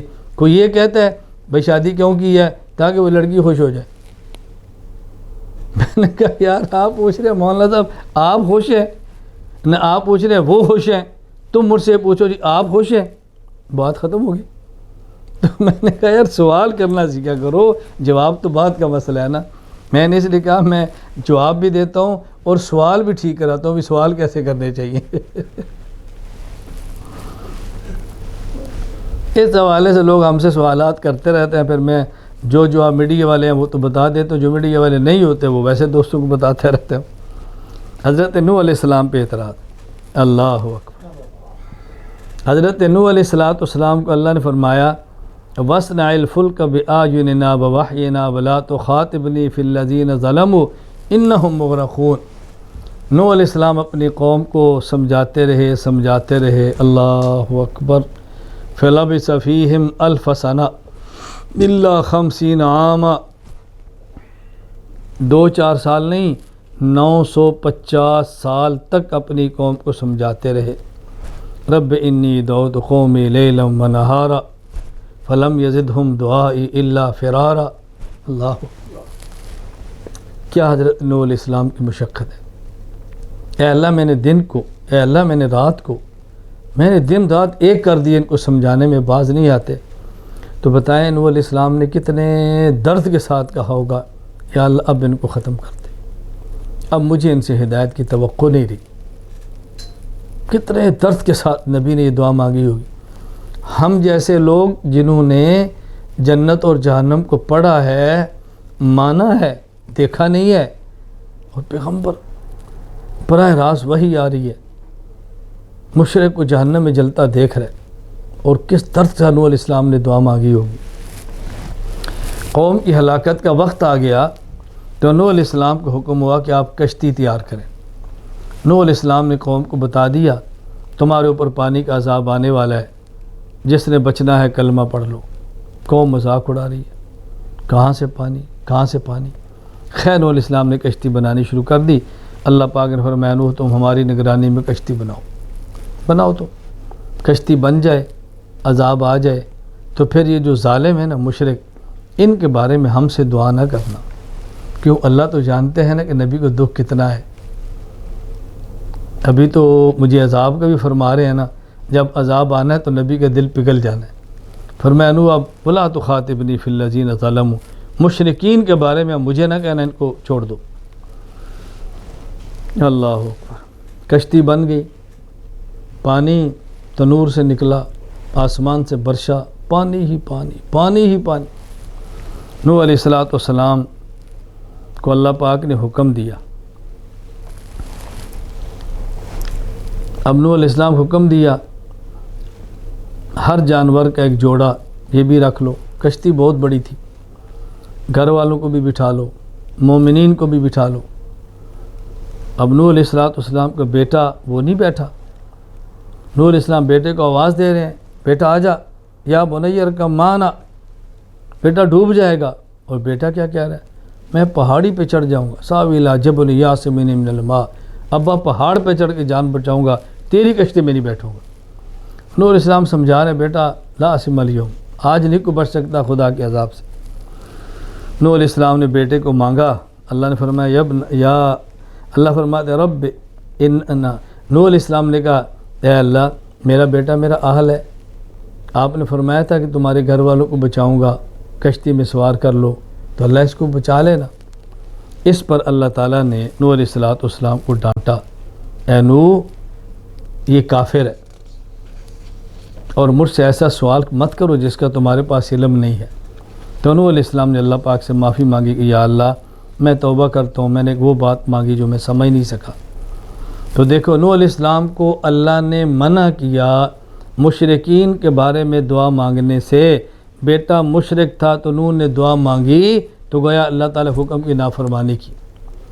توجہ رکھنا جو میں جواب دینے لگا ہوں نا، میں کبھی بات سمجھانے کے لیے کہتا ہوں، تم کئی کتب کا مطالعہ کرو گے نا، شاید اس نتیجے پر پہنچنا مشکل ہو جو تھوڑی دیر میں جہاں تک میں آپ کو پہنچاتا ہوں۔ برسا برس کی ہماری محنت ہے، دن رات کی محنت ہے، شب و روز کی محنت ہے۔ میں یہ اپنا کوئی مقام بتانے کے لیے نہیں، درد بتانے کے لیے اور محنت بتانے کے لیے اور توجہ دلانے کے لیے ایسی باتیں کرتا ہوں کہ آپ اندازہ نہیں کہ ہم ان جوابات کے لیے کتنا جاگے ہیں، ہم نے کتنا سوچا ہے، کس طرح کتابیں کھنگالی ہیں، کتنا اللہ سے مانگا ہے۔ اے اللہ ان مسائل کو کھول دے، امت کا ذہن صاف ہو جائے، اور انبیاء علیہ السلام کی صفائی کا کام اللہ کریم تو ہم سے لے لے۔ بڑی محنت اس پہ۔ جواب ذرا توجہ سمجھنا، اللہ تعالیٰ نے حضرت نوح علیہ السلام کو خطاب کیا فرمایا، اس میں کون سی بات ہے جس طرف توجہ نہیں ہوئی اور آپ نے بیٹے کے لیے دعا مانگ لی؟ اللہ تعالیٰ نے فرمایا احمل فیہا من کل، اے نوح جتنے جانور کی قسمیں ہیں ان تمام قسموں میں سے زوجین جوڑا، ایک مادہ اور ایک نر، اثنین دو۔ یاد رکھو زوجین کا معنی دو جوڑے نہیں، زوجین زوج کی تثنیہ ہے، زوج کہتے ہیں مرد، زوج کہتے ہیں عورت، زوجین ایک مرد اور ایک عورت یعنی دو۔ میں ترجمہ کر رہا ہوں، احمل فیہا من کلن، اے نوح اس کشتی میں سوار کر لو نر اور مادہ یعنی دو، ہر جانور کی قسم سے۔ دیکھو الجھن نہیں رہے گی، ہو گیا نا، ہر ایک میں سے جوڑے جوڑے دو۔ اب ترجمہ ذرا عجیب سا لگتا ہے، سوار کرو اس کشتی میں ہر قسم کے جانوروں میں سے نر اور مادہ یعنی دو۔ وَأَهْلَكَ، توجہ رکھو، وَأَهْلَكَ اور سوار کرو گھر والوں کو، إِلَّا مَنْ سَبَقَ عَلَيْهِ الْقَوْلُ جن کے بارے میں فیصلہ ہے نا کہ عذاب ہونا ہے، ان کو نہیں، مومن گھر والے ان کو سوار کرو۔ وَمَنْ آمن اٹھا دیا کرو نا، میں تجھے اشارے کر دوں تو پھر دیکھتا ہے۔ وَمَنْ آمن ایک تو گھر والے اور پھر ایمان والے۔ اب کس کو سوار کرنا ہے؟ تین قسم، نمبر ایک جانور، نمبر 2 گھر والے، نمبر 3 مومن۔ لیکن گھر والے کون سے؟ الا من سبق علیہ القول، وہ بھی مومن ہو۔ میں بات کھولنے لگا ہوں۔ رسول اکرم صلی اللہ علیہ وسلم کے دور میں جو اللہ کے نبی پر ایمان لائے وہ 3 قسم کے لوگ ہیں۔ نمبر 1 کلمہ پڑھا اور رشتہ نہیں ہے، صحابہ۔ کلمہ پڑھا اور رشتہ ہے لیکن بیوی نہیں ہے، آل۔ کلمہ پڑھا اور بیوی ہے، ازواج۔ اصحاب پیغمبر، آل پیغمبر، ازواج پیغمبر۔ نبی کی ضرورتیں 3 ہیں۔ نمبر 1 جو پیغمبر کا دین ہے وہ دنیا کے کونے کونے میں پہنچے، اس کے لیے آئے اصحاب پیغمبر۔ گھر کی زندگی باہر جائے، اس کے لیے دی ازواج پیغمبر۔ پیغمبر کی خواہش، میرا نجی معاملہ گھر والوں سے متعلقہ جو دین کے مسائل، باہر چلے گئے، دین غالب آ گیا، اب میری خواہش والذی نفس محمد بیدی لوددت ان اقتل فی سبیل اللہ، اللہ کے راستے میں شہید ہو جاؤں۔ کفار کی خواہش اللہ کے نبی کو قتل کر دیں۔ ایک سازش مکہ میں ہجرت کی، پھر راستے میں غار میں ٹھہرے، پھر بدر میں فرشتے اترے، پھر احد میں صحابہ سیسا پہلے دیوار بنے، پھر خیبر میں زہر ملایا گوشت، پھر مدینہ میں چٹان گرانی، بچ گئے۔ کئی سازشیں آپ کو مارنے کے لیے۔ آپ چاہتے ہیں ان کے ہاتھوں قتل ہو جاؤں، کافر چاہتے ہیں ان کو قتل کر دیں۔ اگر حضور شہید ہو جاتے، پیغمبر کی خواہش پوری ہوتی، لیکن کفار کی آنکھیں بھی ٹھنڈی ہوتی نا۔ اللہ نے پیغمبر کو بچایا، کفار کے ہاتھوں قتل نہیں ہونے دیا۔ لیکن حسن، حسین پیغمبر کے نواسے، یہ نبی کے خون جسم کا ٹکڑا، آل پیغمبر ہیں۔ اولاد کا کٹ جانا باپ کا کٹ جانا ہے، بلکہ اگر گھر میں غیر آئے اور باپ بیٹے کو مارنے لگے تو باپ کہتا ہے اسے نہ مارو، میری نشانی ہے، مجھے مار دو۔ بس اوقات اولاد کا کٹ جانا باپ کو اپنے کٹنے سے زیادہ اذیت دیتا ہے۔ پیغمبر کی ایک خواہش دین دنیا میں پھیلے، اصحاب پیغمبر نے پوری کی۔ گھر والا دین باہر جائے، ازواج پیغمبر نے پوری کی۔ میں کٹ جاؤں، یہ خواہش آل پیغمبر نے پوری کی۔ تو پیغمبر کو 3 قسم کے خدا نے طبقات دیے نا، ایک ہے اصحاب، ایک ہے آل۔ توجہ، جو مومن بھی ہو رشتہ بھی ہو اہل ہے، جو مومن ہو رشتہ نہ ہو اصحاب ہیں۔ فرمایا اے نوح اپنی کشتی میں سوار کرو، نمبر 1 نر اور مادہ جانور، نمبر 2 اہلک اپنے اہل وہ الا من سبقہ جو مومن ہوں، نمبر 3 ومن آمن اور رشتہ دار نہ ہوں لیکن مومن ہوں۔ حضرت نوح علیہ السلام سمجھے اللہ فرما رہے ہیں جانور بھی بٹھا لو، اہل و عیال بھی بٹھا لو اور مومن بھی بٹھا لو، میرا بیٹا یہ بھی تو اہل میں سے ہے، اے اللہ اس کو بھی بٹھا دے، اس کو بھی بچا لے۔ اس طرف توجہ نہیں گئی کہ اہل سے مراد صرف اہل نہیں ہے، الا من سبقہ کی شرط بھی ہے، بشرطے کہ اس کے لیے عذاب کا فیصلہ نہ ہو کفر کی وجہ سے، اس پر تو فیصلہ ہو چکا ہے۔ تو اس طرف توجہ نہیں گئی، وہ سمجھے کہ تینوں کو بٹھانے کی اجازت ہے، جانور، اہل اور عام مومن۔ اللہ نے فرمایا نوح تو بات تیری توجہ نہیں گئی، تو نے خیال نہیں کیا۔ ہم نے کہا اہل وہ الا من سبق علیہ القول، اس کے لیے عذاب کا فیصلہ نہ ہو، تیرا بیٹا انہ لیس من اہلک، یہ وہ اہل نہیں ہے جو ہم نے کہا۔ توجہ رکھنا، انہ من اہلک کا ترجمہ میں یہ نہیں کر رہا کہ نوح تیرا بیٹا یہ تیرے اہل میں سے نہیں ہے، نہ، انہ من اہلک یہ تیرے اس اہل میں سے نہیں ہے جو ہم نے کہا۔ کیوں؟ انہ عمل غیر صالح، یہ تو کافر ہے اور ہم نے وہ اہل کہے جو مومن ہے۔ سمجھ آئی بات؟ نوح علیہ السلام کو اللہ نے فرمایا جانور، اہل اور مومن۔ آپ نے فرمایا جانور بٹھا لیے، مومن بٹھا لیے، اہل، یہ میرا بیٹا اہل ہے، اللہ اس کو بھی بٹھا دے۔ اللہ فرماتے ہیں نو انہو لیس من اہلک، ترجمہ سمجھو، ترجمہ ہم ترجمہ کیا کرتے ہیں؟ اللہ نے فرمایا تیرا اہل نہیں ہے، نہ، اللہ نے فرمایا یہ تیرا وہ اہل نہیں ہے جو ہم نے کہا، اہل تو ہے وہ نہیں جو ہم نے کہا، یہ تیرے گھر کا فرد ہے وہ نہیں جو ہم نے کہا، ہم نے کہا تھا وہ فرد الا من سبق علیہ القول، جن کے لیے عذاب کا فیصلہ نہ ہو، یہ وہ فرد ہے جس کے لیے عذاب کا فیصلہ ہو چکا ہے۔ تو یہ نہیں ترجمہ کرنا کہ یہ تیرے گھر والوں میں سے نہیں ہے، یہ تیرے گھر کا فرد نہیں چونکہ کافر ہے، کافر بھی تو گھر کا فرد ہوتا ہے، یہ تیرے گھر کا وہ فرد نہیں ہے جس کے بیٹھنے کا ہم نے کہا، گھر کا وہ فرد بٹھا جو من سبق علیہ القول میں شامل نہ ہو۔ تو نبی علیہ السلام نے کیا عرض کیا؟ اللہ اکبر، یا رب انی اعوذ بک ان اسألک ما لیس لی بھی علم، اے اللہ میری اس طرف توجہ نہیں کی مجھے معاف کر دے، میری اس طرف توجہ نہیں کی، الا تغفر لی وترحمنی، اے اللہ اگر آپ نے معاف نہ کیا، آپ نے کرم نہ کیا، میرا تو بہت نقصان ہو جائے گا۔ دیکھو یہاں کہیں گناہ کی بات نہیں، کہیں گناہ کی بات نہیں۔ آگے بات سمجھو، اللہ تعالیٰ نے یہ نہیں فرمایا انہو کافرون، کیا فرمایا؟ انہو عمل غیر صالح۔ سوال یہ ہے عذاب تو کفر کی وجہ سے ہو رہا ہے،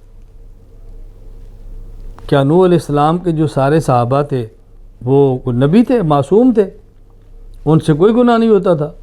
گناہ تو ان سے بھی ہو جاتا تھا۔ تو یہ جو عذاب ہے کفر کی وجہ سے ہے، تو اللہ یہ کیوں نہیں فرماتے انہو کافرون، یہ تو کافر ہے، فرمایا انہو عمل غیر صالح۔ تو عذاب کفر کی وجہ سے ہے نا، بد عملی کی وجہ سے تو نہیں ہے۔ تو جب عذاب کفر کی وجہ سے ہے تو اللہ تعالیٰ عذاب کی وجہ بد عملی کیوں بتا رہے ہیں نوح علیہ السلام کے بیٹے کی؟ ایک بات۔ دوسری بات سمجھو، اگر بد عملی، بات سمجھنا، کفر نہیں فرمایا بد عملی فرمایا، کیوں؟ توجہ رکھنا، قرآن کریم کے الفاظ پہ غور کرنا۔ اللہ نے یہ نہیں فرمایا انہو لہو عمل صالح یا ان لہو عملا، نہ، یہ نہیں فرمایا ان لہو عمل غیر صالح یا ان لہو عملا غیر صالح، یہ نہیں فرمایا کہ تیرے بیٹے کے لیے عمل برے ہیں، فرمایا انہو عمل غیر صالح۔ میں علماء تو بہت جلدی سمجھیں گے، میں عوام کو سمجھانے کی کوشش کرتا ہوں، علماء تو سمجھیں یہ ایسے ہے جیسے زید عدل، جو شخص اتنا عدل کرے، اتنا عدل کرے، سراپا عدل بن جائے، اسے عادل نہیں کہتے، عدل کہتے ہیں، اسے عدل کہتے ہیں۔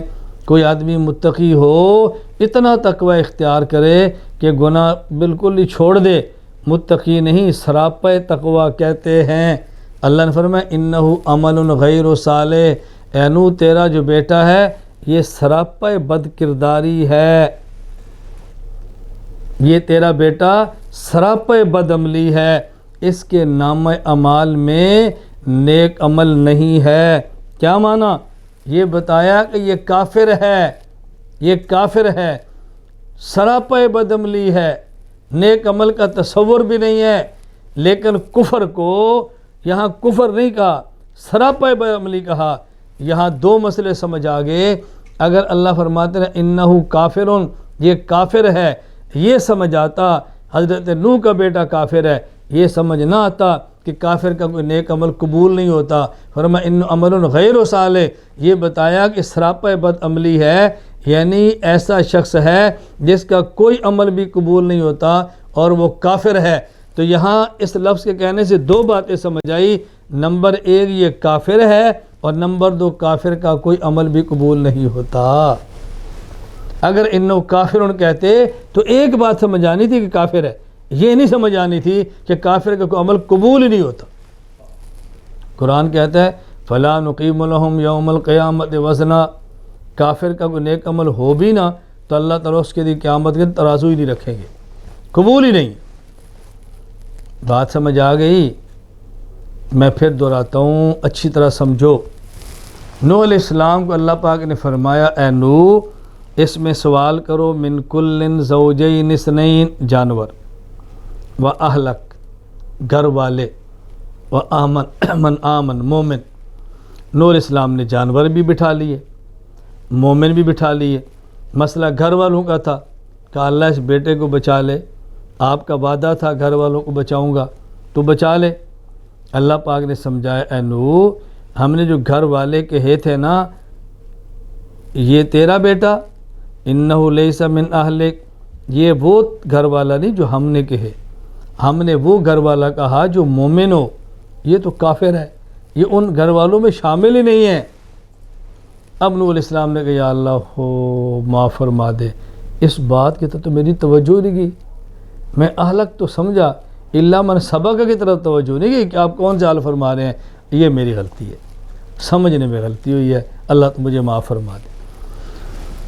میں اس کو سمجھانے کے لیے ایک بات کہا کرتا ہوں, اللہ اکبر, قرآن کریم کو سمجھنا اللہ کی بہت بڑی نعمت ہے, اللہ کی بہت بڑی نعمت ہے. مجھے ابھی کل کی بات ہے, رات یا صبح مکم کرما سے ایک دوست ہے ان کا میسیج آیا. میسیج کیا تھا, اگر مومن کسی مومن پر ظلم کرے تو قیامت کے دن اس کی معافی کی صورت موجود ہے کہ اللہ تعالیٰ اس ظالم مومن کی نیکیاں مظلوم مومن کو دے دے, اور اگر اس کے پاس نیکیاں نہیں ہیں تو مظلوم مومن کی گناہ ظالم مومن کو دے دے, تو صورت نکل آئے گی گنجائش. لیکن اگر کوئی دنیا میں ظلم کرے کافر پر تو کافر مظلوم ہے, ظلم کا بدلہ تو قیامت کے دن چکایا جائے گا, اور یوں چکایا جائے گا. حدیث پاک میں ہے دنیا میں ایک بکری جس کے سینگ ہیں وہ ٹکر مارے اس بکری کو جس کے سینگ نہیں ہیں, تو قیامت کے دن اللہ ان دونوں بکریوں کو میدان محشر میں لائیں گے. جس کے سینگ نہیں اس کو سینگ عطا فرمائیں گے, اور جس کے سینگ ہیں اس کو بغیر سینگ کے پیدا فرمائیں گے. اسے فرمائیں گے ٹکر مار.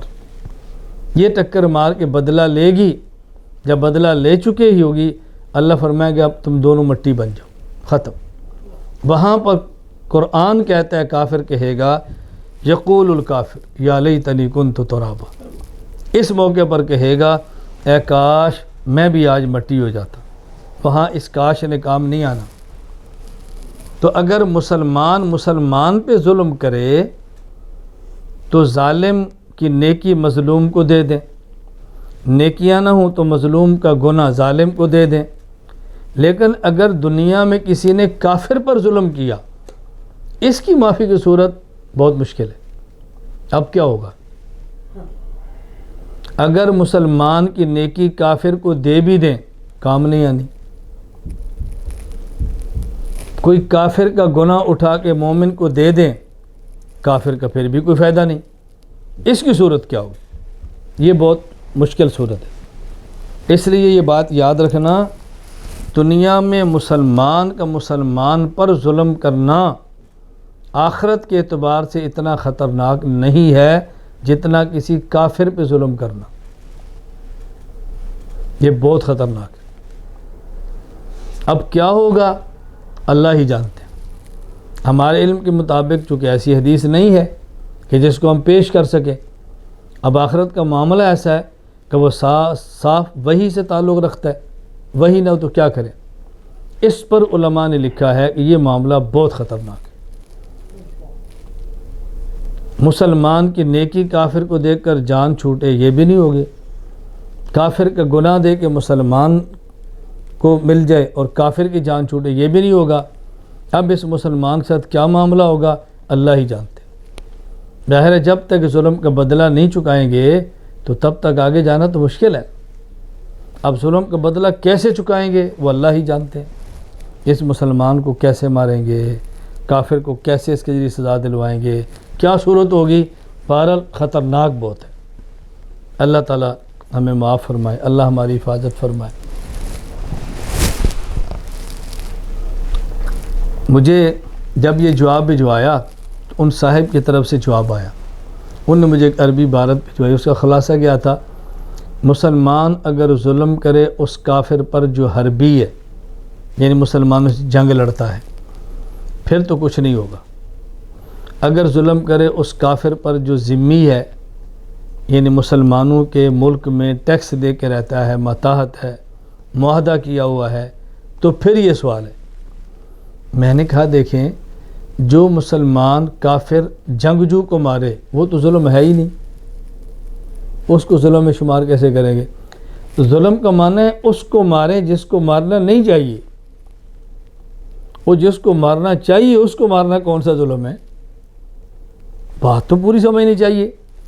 خیر، بات یہاں سے چلی تھی ظلم سے۔ میں جو بات ایک سمجھانا چاہ رہا تھا وہ میں کیا سمجھانا چاہ رہا ہوں، قرآن کریم سے ایک لفظ کہ میں نے آپ سے کہا کہ اللہ تعالیٰ نے فرمایا یا نوح انہ لیس من اہلک، اس کا ترجمہ یہ نہیں کرنا کہ اے نوح یہ تمہارا بیٹا تمہارے گھر والوں میں سے نہیں ہے، تمہارا گھر کا فرد نہیں ہے، تو گھر کا فرد تھا۔ ترجمہ یہ کرنا ہے یہ تمہارا بیٹا وہ فرد نہیں ہے جس کے بچانے کا ہم نے وعدہ کیا ہے، بیٹا تو ہے لیکن وہ نہیں ہے۔ بھئی آپ کا کھانا ہے تو جب آپ آج مسجد میں ملے ہیں، آپ کے ساتھ بیٹا ہے، ماشاءاللہ، کیا ہے جی تو حفظ کر رہا ہے، اچھا ماشاءاللہ، ٹھیک ہے، میں واپسی فون کرتا ہوں گھر جا کر، بھائی میں نے آج گھر والوں کو بتایا کہ فلاں صاحب آئے تو ان کا چھوٹا بچہ 8 سال کا بچہ قرآن کا حافظ ہے، تو گھر والے کہتے ہیں کہ ان کو کھانے کے لیے بلاؤ، بھئی آپ آؤ تو بیٹا بھی ساتھ لانا۔ دوسرے دن آپ کھانے کے لیے بندہ آ گیا، جب آیا تو بیٹا نہیں تھا، وہ نہیں تھا، ایک بیٹا ہے جو ماشاءاللہ حافظ بھی عالم بھی ہے، تو یہ کون ہے بھئی؟ جو میرا بیٹا ہے۔ اچھا ماشاءاللہ، آج پہلی بار تعارف ہوا، تو ان کو بھی لے آئے، جی آپ نے کہا تھا نا بیٹا لانا۔ میں نے کہا یار میں نے یہ نہیں کہا تھا، میں نے وہ کہا تھا جو 8 سال کا تھا اور حافظ ہو گیا، وہ معاف کر دے، غلطی ہوگی، میں آپ کی بات سمجھ نہیں سکا۔ آپ بات سمجھ آئی؟ میں کیا کہوں گا، یہ بیٹا نہیں، میں یہ تھوڑا کہوں گا یہ تمہارا بیٹا نہیں، میں نے کہا نہیں یہ نہیں، اس کا مطلب کیا تھا؟ اب میں ساتھ ذکر نہیں کر رہا، یہ نہیں، میں آپ خود سمجھے کہ میرا مطلب کیا ہے۔ یہ تو میں نے محاورہ بتایا نا، قرآن سے مثال سمجھو۔ حضرت مریم کی والدہ اللہ سے دعا مانگتی ہے، رب انی نذرت لک ما فی بطنی محررا فتقبلہ منی، اے اللہ میں امید کے ساتھ ہوں، میرے ہاں پیدائش کا وقت ہے، میں منت مانگتی ہوں مجھے بیٹا دے۔ کیوں بیٹا دے؟ تاکہ وہ تیرے دین کا کام کرے، محررہ، میں اس کو وقف کر دوں۔ اب ظاہر ہے بیٹی دے گا تو میں بیٹی کو کیسے وقف کروں گی، وہ کہاں جائے گی دین کا کام کرنے کے لیے؟ بیٹا مجھے اگر ملا، یہ تیرے دین کے لیے وقف ہے، اے اللہ مجھے بیٹا دے۔ اس کا معنی یہ نہیں کہ بیٹیاں دین کا کام نہیں کر سکتی۔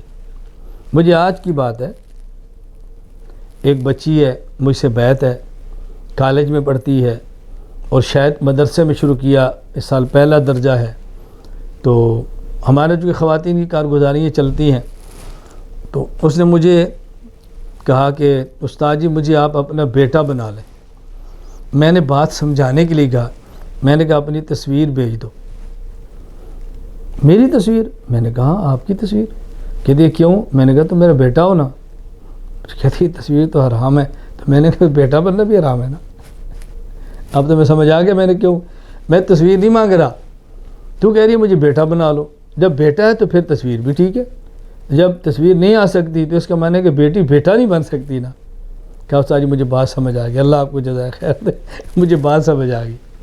میں نے کہا اچھا اب بتاؤ، بیٹا تو میں تمہیں کہہ نہیں سکتا، کہوں گا تو بیٹی۔ کہتی ہے بس اصل میں جو میرا مقصد تھا نا وہ یہ تھا کہ میں اللہ کے راستے میں جہاد کروں، میں پھر شہید ہو جاؤں اور آپ فخر سے کہو کہ میرا بیٹا شہید ہو گیا۔ میں نے کہا وہ تبھی تک میں خود نہیں شہید ہوا کہ میرا بیٹا کہ اللہ کا شکر ہے باپ شہید ہو گیا ہے، تو میں تیرے لیے کیسے کہوں؟ استاد جی میں سمجھی نہیں بات۔ میں نے کہا بیٹی بات سمجھو، شہادت بہت بڑا مقام ہے، اللہ سب کو عطا فرمائے، شہادت مقصود نہیں ہے، مقصود دین کا کام ہے، دین کو غالب کرنا، اس کے لیے جان دینی پڑے تو دے جاؤ۔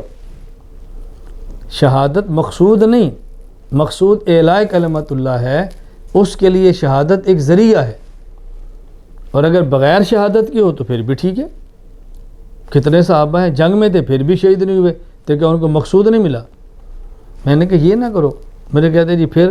میں نے کہا دیکھو تم میری بیٹی ہو، میں تمہیں بات سمجھاتا ہوں، اگر کوئی لڑکی قابل، باصلاحیت اور دین کا کام کرنا چاہے، اس کے لیے سب سے بہترین صورت یہ ہوتی ہے کہ دین کے کام کرنے والے کی بیوی ہو۔ ایسا شوہر نہیں ملتا، دنیا دار ہے، خاندانی معاملات ہیں، والدین بعض جگہ پہ نہیں رشتہ کرنا چاہتے، تو وہاں ٹھہر کے کسی دین کے کام کرنے والے سے رابطہ کر کے یہ پوچھے کہ میں دین کا کام کیسے کروں، جیسے وہ فرمائیں ویسے کرے اور ان کے کہنے کے مطابق عمل کرتی رہے، یہ ہے اصل عورت کے لیے دین کا کام، یہ ہے اصل۔ میں نے کہا دیکھو میں شہید نہیں ہوا، میرے بارے میں تمہارا کیا خیال ہے؟ مجھے کہتی ہے استاد جی الحمدللہ لاکھوں بندے آپ سے استفادہ کر رہے ہیں، خود میری یونیورسٹی کی اسٹوڈنٹ سہیلیاں جو کسی وجہ سے مدرسوں میں نہیں جا سکتی، میں آپ سے عقائد پڑھ کے پھر ان کو عقیدے پڑھا رہی ہوں۔ ہمارے گھر کا ماحول ماڈرن قسم کا ہے، تو میں گھر میں رہ کر کھل کے دین کا کام نہیں کر سکتی کہ داعیہ بنوں ادھر ادھر جاؤں، لیکن گھر میں رہ کر سوشل میڈیا کے ذریعے میں نے بہت ساری خواتین کو اپنے گروپوں میں سنبھالا ہے۔ میں نے کہا بیٹی یہ کام ہے، یہ کام ہے نا، اب تیرے بھائی تو باہر جاتے ہیں تو نہیں جا سکتی، تو پھر یہ کیوں کہتی مجھے بیٹا بنا لو؟ تو کہنا استاد جی مجھے بیٹی بنا کے بتاؤ کہ باپ بیٹی سے کیسے کام لیتا ہے، یہ کہو نا۔ میں خیر سمجھا رہا ہوں۔ مریم کی والدہ نے کہا رب انی نذرت لک ما فی بطنی محررا، اے اللہ جو میرے پیٹ میں کبھی بیٹا مل جائے نا، میں تیرے دین کے لیے اس کو وقف کر دوں۔ ہوئی بیٹی، تو مریم کی والدہ نے کیا کہا انی وضعتها انثی، اے اللہ یہ تو بیٹی ہوئی اب کیا کروں؟ جواب سنو، اللہ تعالیٰ فرماتے ہیں وَلَيْسَ الذَّكَرُ كَالْأُنثىٰ، جو میں نے آیت بطور استشہاد کے پیش کی ہے، وَلَيْسَ الذَّكَرُ كَالْأُنثىٰ، فرمایا مریم کی والدہ جو بیٹا تو نے مانگا تھا اس بیٹی کی طرح نہیں ہے جو ہم نے دی ہے۔ بظاہر ترجمہ کیا ہے؟ وَلَيْسَ الذَّكَرُ كَالْأُنثىٰ، بیٹا بیٹی کی طرح نہیں ہوتا۔ ایسے تو سمجھ آتی ہے کہ بیٹی اعلیٰ ہوتی ہے، مقام اس کا بلند ہے، بیٹے کا مقام چھوٹا ہے، بظاہر تو یہ سمجھ آ رہا ہے وَلَيْسَ الذَّكَرُ كَالْأُنثىٰ، ترجمہ کیا کریں؟ مریم کی والدہ کو فرمایا وَلَيْسَ الذَّكَرُ، جو بیٹا تو نے مانگا تھا نا، وَلَيْسَ الذَّكَرُ جو تو نے مانگا تھا، كَالْأُنثىٰ اس بیٹی کی طرح نہیں ہے جو میں نے دی ہے۔ تو نے بیٹا مانگا اپنی حیثیت کے مطابق، میں نے بیٹی دی ہے اپنی شان کے مطابق۔ اب دیکھنا ہی بیٹی کیا کرتی ہے۔ پھر بیٹی کون سی؟ مریم۔ اللہ کیا پاک دامن عورت ہے مریم، اللہ نے قرآن میں ذکر کیا ہے، عیسیٰ علیہ السلام کی والدہ ہے، 55 میں امید کے ساتھ آئی ہے، تانے، تشنیع، مشقت، راہ راست نہیں ہٹی۔ قوم نے یہاں تک کہا تو بد کردار ہے، بغیر شوہر کے بیٹا کیسے آ گیا؟ کتنا بڑا تانا ہے، پاک دامن اور سنا، اگر کھڑی ہے میدان میں اپنے بیٹے کے ساتھ۔ اللہ تعالی ہمارے بھائیوں کو، ہمارے بیٹوں کو، ہمارے بزرگوں کو، ہماری ماؤں کو، ہماری بہنوں کو، ہماری بیٹیوں کو، سب کو اپنے دین کے لیے قبول فرمائے، اور ہم سے جو کوتاہیاں ہو جائیں اللہ اپنے کرم سے معاف فرمائے۔ معصوم تو نبی ہے نا، صفائیاں تو ان کی دی جا رہی ہیں نا، ہم تو معصوم نہیں ہیں کہ اپنی صفائیاں دیں، ہم تو ہیں ہی نالائق۔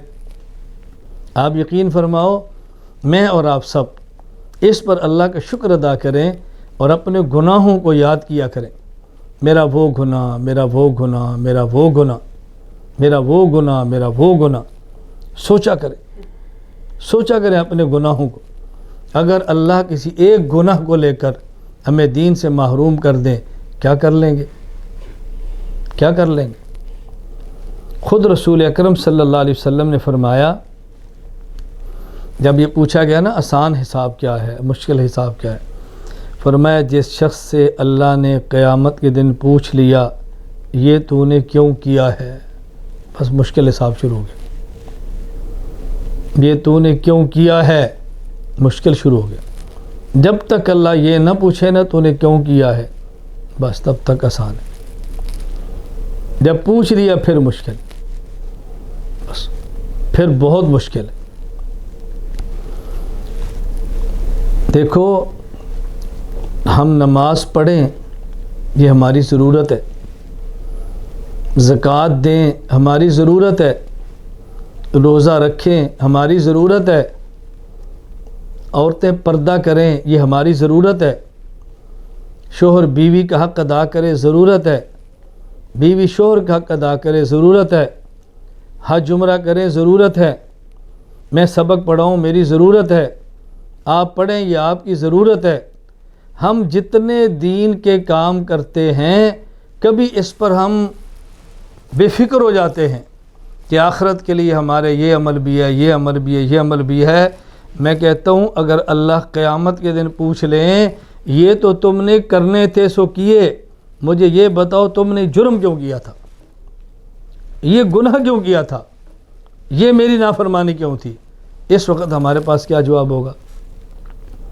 اللہ میں نے تو 10,000 کو سبق پڑھایا تھا تو نہ پڑھاتے، میں تو نمازیں پڑھتا تھا تو نہ پڑھتے، میں تم سے پوچھ رہا ہوں یہ تم نے کیوں کیا؟ بس اخیر ہو جائے گا۔ میں اس لیے گزارش کرتا ہوں، انسان ہیں، ہم سے گناہ ہو جاتے ہیں، مجھ سے بھی ہوتے ہیں، میں مانتا ہوں آپ سے بھی ہوتے ہیں، مانے ہم سے گناہ ہوتے ہیں، استغفار کریں، ہو جاتے ہیں، اس گناہ پہ ڈٹنا نہیں ہے، اس کو اپنی خوبی نہیں سمجھنا، سجدے میں گر کے خدا سے معافی مانگیں۔ دنیا بہت مختصر ہے، دنیا بہت مختصر ہے، دنیا بہت مختصر ہے، موت کے بعد نہ ختم ہونے والی زندگی شروع ہو رہی ہے۔ اللہ کے لیے میں اور سب اپنی جان پہ ترس کھائیں، آخرت کی تیاری کریں، کسی کا حق نہ کھائیں، کسی پر ظلم نہ کریں، کسی پر زیادتی نہ کریں، کسی کو حقیر نہ سمجھیں، کسی کی غیبت نہ کریں، کسی کو نیچا دکھانے کی کوشش نہ کریں، بس اس کا اہتمام کریں۔ اللہ تعالیٰ اس دورہ تحقیق المسائل کو عافیت کے ساتھ پایا تکمیل تک پہنچا دے۔ اللہ تعالیٰ اس دورہ تحقیق المسائل کو پوری امت کے لیے نافع بنا دے، اور اللہ تعالیٰ اس دورہ تحقیق المسائل کو ہم سب کے لیے باعث اجر و ثواب بنا دے۔ وآخر دعوانا ان الحمد للہ رب العالمین۔